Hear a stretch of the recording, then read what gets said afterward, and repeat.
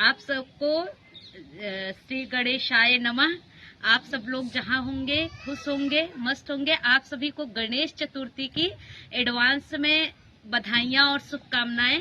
हम आप सबके सामने गणेश चतुर्थी से संबंधित एक गीत लेके आ रहे हैं। आप लोग हमारे गीत को सुनिएगा। आप लोग को मेरा गीत पसंद आए तो कमेंट करके जरूर बताइएगा और लाइक करिएगा। मेरे चैनल ऋतुजा अवधी लोकगीत को सब्सक्राइब करना मत भूलिएगा। धन्यवाद।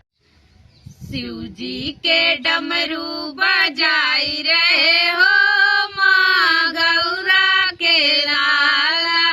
शिव जी के डमरू बजाई रहे हो माँ गौरा के लाला। डमरू के धुन पे ब्रह्मा जी झूमे। डमरू के धुन पे ब्रह्मा जी झूमे।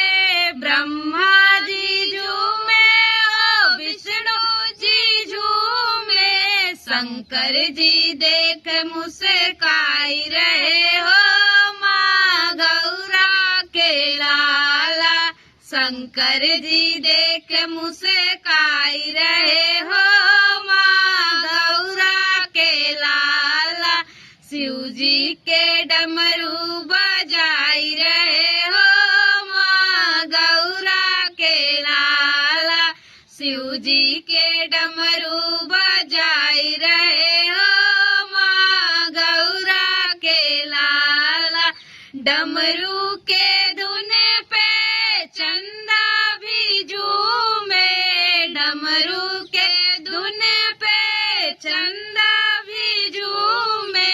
चंदा भी झूमे हो सूरज भी झूमे। तारों को दिल में जगाई रहे हो माँ गौरा के लाला। तारों को दिन में जगाई रहे हो माँ गौरा के लाला। शिव जी के डमरू बजाई रहे हो माँ गौरा के लाला। शिव जी के डमरू बजाई रहे हो माँ गौरा के लाला। डमरू के धुन पे धरती भी झूमे। डमरू के धुन पे धरती भी झूमे। धरती भी झूमे हो अंबर भी झूमे। सारे जहां को नचाई रहे हो माँ गौरा के लाला।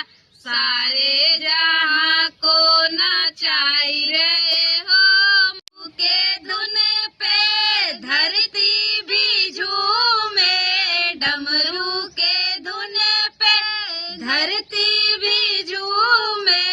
धरती भी झूमे हो अंबर भी झूमे। सारे जहां को नचाई रहे हो माँ गौरा के लाला। सारे जहां को नचाई रहे हो माँ गौरा के लाला।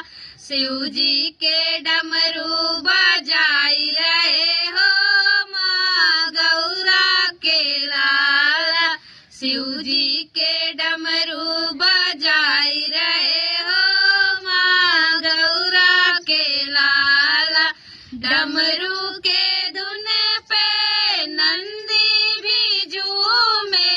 डमरू के धुन पे नंदी भी झूमे। नंदी भी झूमे हो भृंग भी झूमे। मूसक को मोदक खिलाई रहे हो माँ गौरा के लाला। मूसक को मोदक खिलाई रहे हो माँ गौरा के लाला।